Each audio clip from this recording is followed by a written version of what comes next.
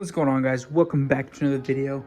And in today's video we are going to be hopefully doing an upgrade on the 540i. Now this is a 2002 BMW 540i M62 TU, so it's technical update. So it has the the Vanos and the electric throttle body, and then these have no high-end torque. So if you have a stock 540, you know that you take off the line nice and quick. You can keep up with like an LS1 C5 Corvette.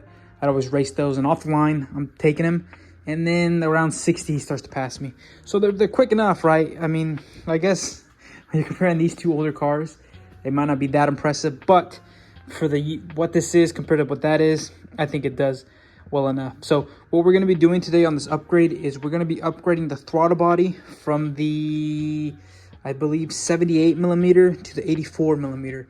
So this is from stock 540, and we're going to be going to the M62, and there's certain years that you have to get. So this year, let's see, the part number is 13547535308.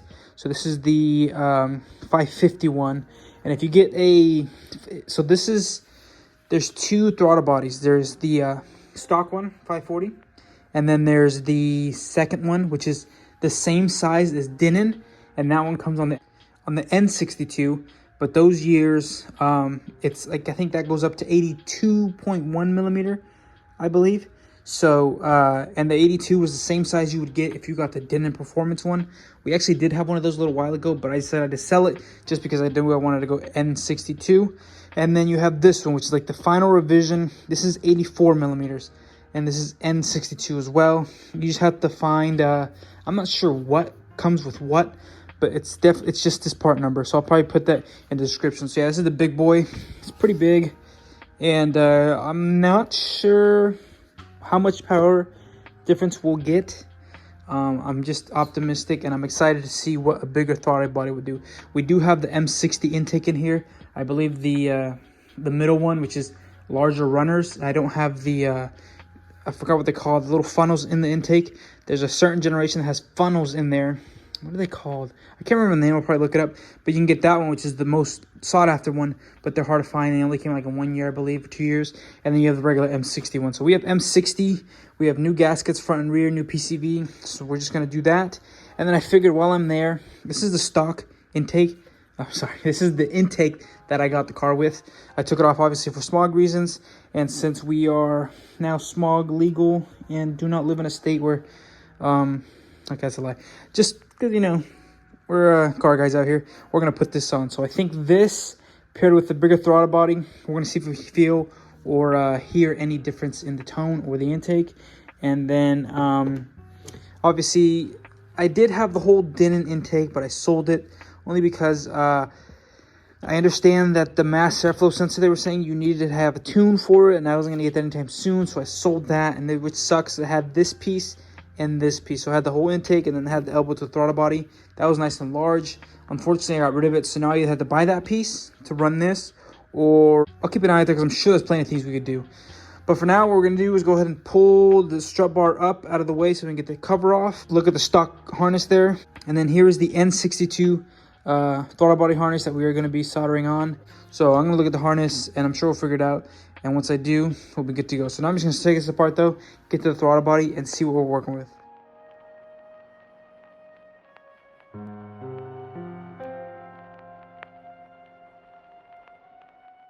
Okay, we got it taken apart here. Pretty easy, pretty quick. So now first thing I'm going to do is actually see if this throttle body, if it will fit on the stock intake tube. If it won't, then obviously it'd be pointless. But I don't know if you can see here, but this throttle body here has this like rubber ring to help like seal the edge.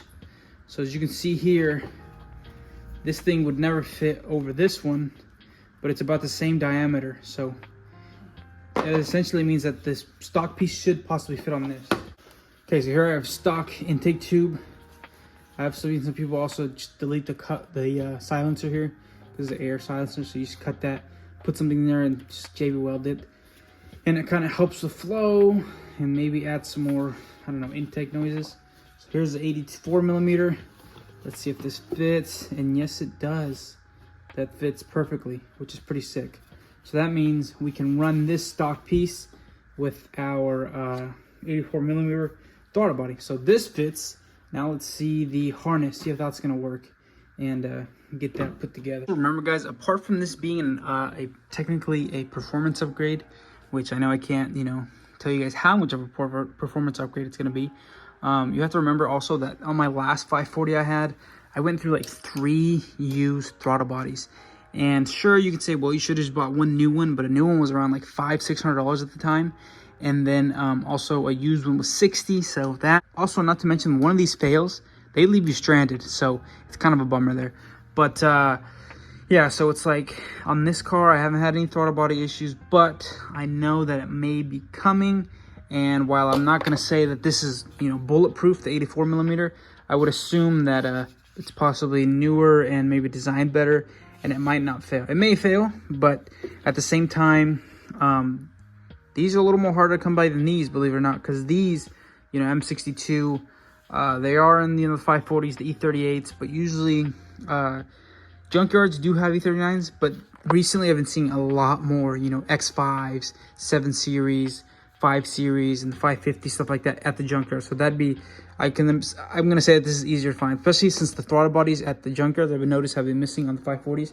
So that means people are going to these issues and going and getting those. So if I'm doing this direct swap, I'll be able to get one of these if this were to fail. Yeah, so after looking the diagram over, I think what we're going to do is literally just go color to color. All right, you guys have to forgive me because wiring is not my specialty. I need to do a lot of studying on electronics, like on voltages and being able to read like pinouts, being able to read the BMW diagrams. I struggle with that to this day, so I definitely need to hit the books and study that a little more. But the way I'm thinking is, so obviously 1 through 6, I would think you'd want to mimic the numbers here. So you'd want 1 on here to be the same here, and 2 to be the same one here. But at the same time, that doesn't make a lot of sense. And I think the way I am going to do it is I'm going to go color coded, right? Because if for example, let's see, this is number 2. Number 2 on this one appears to be a ground because it's solid brown, right? So if that's going to be a ground, I would think number 2 on the new one would want to be a ground. But at the same time, that doesn't make any sense because the other one's color coded. So I would assume that the ground on the new throttle body would be different. So I'm not just going to do 1 through 6 matching this one. On this one, I'm going to go with the color combo, thankfully, because color matched, and then just run. So if number 2 is the ground here, and on the throttle body, the new one, number 3 is the ground, I'm going to make sure that I just go ground to ground, and this will still be number 3 because the throttle body is going to ask for ground on pin number 3 as opposed to this one asking for pin number 2.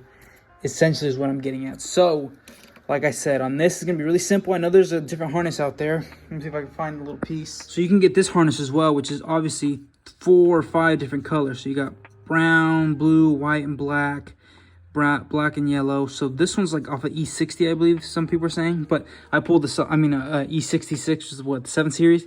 But I just grabbed this one day because I was like, let me grab this. There was only a little bit sticking out. So I grabbed this, and then later I found this whole complete thing. Got the big piece from an E60. But I guess if you were running this one, you'd have to really make sure you color code it and match it up correctly.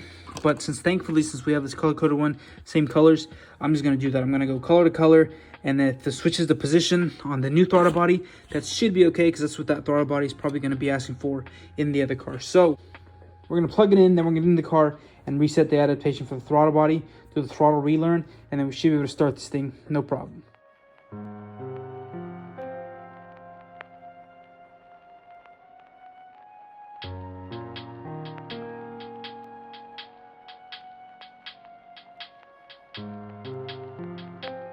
Okay, so I made my harness, got it spliced.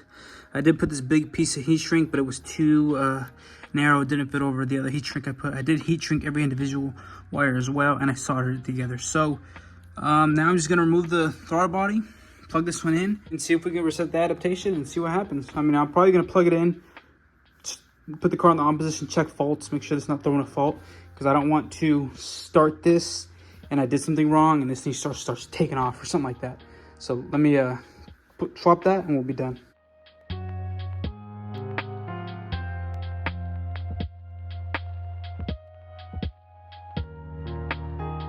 Obviously the experts out there are going to say you want to open up this hole here. I've seen some people kind of grind it out, and then or I think they sell an adapter plate as well.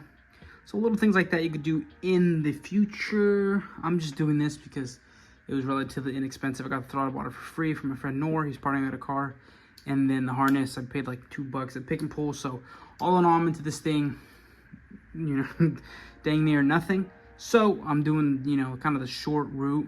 But like I said, if you want to do a really good job, you would do a full intake and then bore out that plastic piece or get a new one. And then the adapter plate there. And then also some people were saying that they even deburr like this edge here, kind of give it more of a smooth angle at the edge there. Little things like that. But I mean, at the end of the day, I don't know much about horsepower or tuning, so I don't know what's going to make the biggest difference. I just figured 78 millimeters to 84 millimeters, that's going to be pretty good. So let me put this on now, clean that up actually, and then we'll put this on.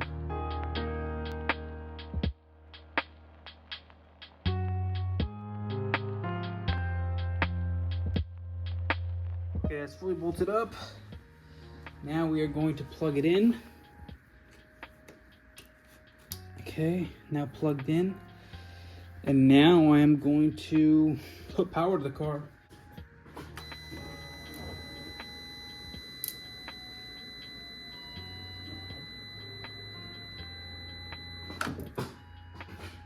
Okay, that moved the tiniest bit. I'm not sure if it was enough. So what I'm gonna do is I'm gonna continue the intake installation, install it, and then once we're done with that, I'm gonna try to do a start without doing the relearn, just because BMWs are finicky sometimes. Sometimes I know there's some people who just tell you always do things, always do code everything in and do a synchronization and things like that, or in a relearn. And sometimes, believe it or not, you could do something, put it in, car doesn't even recognize you changed anything. And other times you put it in and you start scratching your head because it's doing something funny, and it's because you skipped a step. So knowing I probably need to do the other one as well, I'm gonna do the first one by just putting the intake on, trying to start it. And then if that doesn't work, I'll do the relearn, and then we'll see what happens. And then obviously I could have made a mistake with the harness, so hopefully we didn't do anything like that.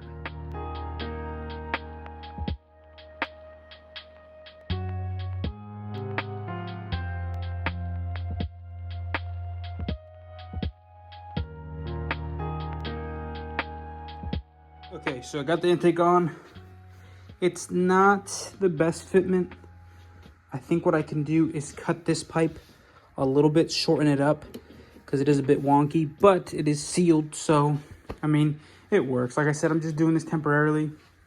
Obviously, I think I'm going to find either a complete din intake, or I'm going to go something aftermarket. I think Turner Motorsport has some things, or I might just make my own. It depends on what I'm trying to do here. So this is still pretty sick though, because you can't say hot air intake because it's straight into the air intake funnel. So this comes in over here and it gets sucked in right there. So there's a little funnel there. So that's where the air comes in. So it should be cooler.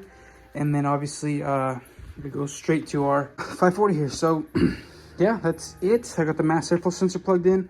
I got that tightened, that tightened, that tightened. Everything's tightened up. Got the throttle body on there. So now I guess I'm just going to attempt to start it and see what happens. We'll start in here. We're going to try to start this bad boy. So if I'm in the car, I'm going to put the key in. Let's see what happens here. You ready? Clutch in.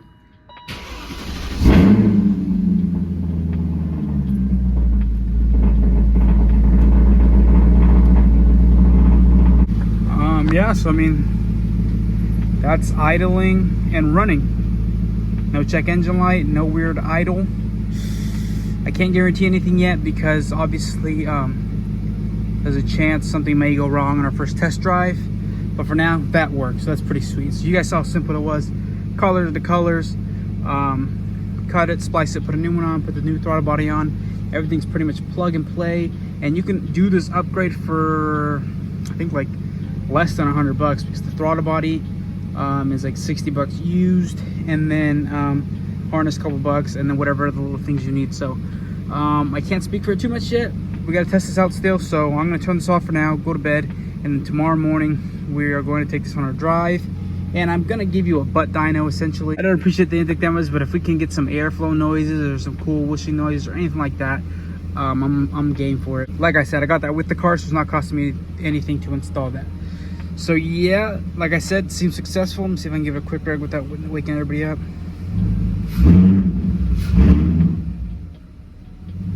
Ooh, she is a little boggy there, huh? I don't know, it's a little tough there. I definitely already hear the intake. I don't know if you guys can pick that up, but it's just sucking in that air. But you see the RPMs are dipping a little bit, so I think at this point with the M60 intake and the throttle body, I think I do need to get a tune here soon. But for now, like I said, I'm just gonna let it turn off and see what it feels like tomorrow morning. Now the following morning, I'm in the 540. I just cold started it. It doesn't sound very much different, but it does sound, nah, it doesn't sound very much different. So now I'm gonna go ahead and drive this first. I'm gonna drive it off camera, kind of go through every gear, kind of feel the RPMs, and see if I can, you know, butt dyno this thing and see if I feel any sort of difference. All right, so far it does feel a little different. It definitely feels a little more like I'm less on the throttle, if that makes sense. It feels like, you know, I need to push it a little harder to accelerate, but it does have, it does definitely has like a more linear feeling. Like, yeah, I don't feel, you know, the horsepower drop anywhere in the RPM range. Obviously I haven't pushed it very hard because I haven't gone on the highway yet, but as soon as I get on the highway, I'll do a quick pull, get on the highway, and then we'll see if that makes any difference. Okay, so earlier, before I finish this video out, earlier I was talking about how wasn't sure how I felt about this. After driving it all evening now, it's definitely a mod worth doing. Even though I have that, what some people might say, the restrictive stock tubing, you know, the elbow, this thing feels like a big V8, you know what I mean? Like, you get the whole gear from first gear to the sixth gear. The whole gear is just pulling pretty hard, and I think like before it's second gear, it was the dream, you know, the perfect gear. You stepped on it, it'd pull you back. Now it's third gear. You step on third gear, and it became a long gear because it just wants to pull. And not to mention the fact that usually I wouldn't drive this as hard. I wouldn't put my foot all the way down because it fell off.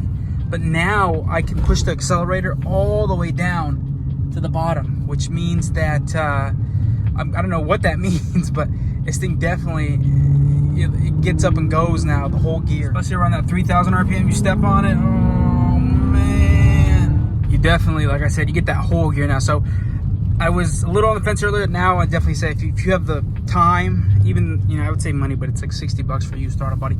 If you got the time and money, definitely do this mod. Definitely worth the upgrade. And like I said, this is stock, so I have no crazy intake, and I have you saw that little pipe, but that's like 40 bucks on eBay. And then stock, you know, elbow, stock mass airflow sensor, and this thing, it feels like a different car, which is super sick. So that being said, do it. If you have any questions, message me on Instagram at E39. I try to get back to you guys. Sometimes I get, you know, a lot, and then sometimes, you know, I take a little longer to reply because sometimes they get lost, like in the request. But if you have any questions on how to do it, message me. Do this mod. It's worth it. It'll bring your 540 to life. Like, this genuinely feels like I have a big V8 in here now, as opposed to before where it felt like the German V8, you know, because I had the low end torque, sounded good, but it, you know, it didn't have, you know, it's not an LS or anything like that. But now with this mod, it definitely is pulling like I would imagine a V8 would, and it's still just a tiny little 4.4. So that being said, thanks for watching. I'll see you guys in the next one.